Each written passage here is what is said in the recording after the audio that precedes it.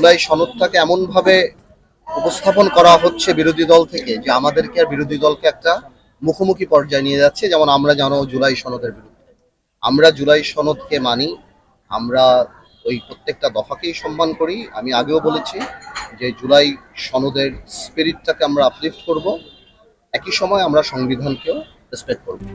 RICL TMX, যুগের পর যুগ স্থাপনা থাকে মজবুত। আমরা আমাদের মতো করে করব। মাননীয় প্রধানমন্ত্রী এটা আশ্বাস দিয়েছেন, স্বরাষ্ট্রমন্ত্রী দিয়েছেন, আইনমন্ত্রী দিয়েছেন। এবং এটাকে নিয়ে বিরোধী দল শুধু শুধু এরকম একটা বিভ্রান্তি সৃষ্টি করা যে আমরা এটা মানি না বা মানবো না বা প্রতারণা, আমার মনে হয় প্রতারণা কথাটা অনেক স্ট্রং ওয়ার্ড, এখান থেকে বিরোধী দলের সরে আসা উচিত।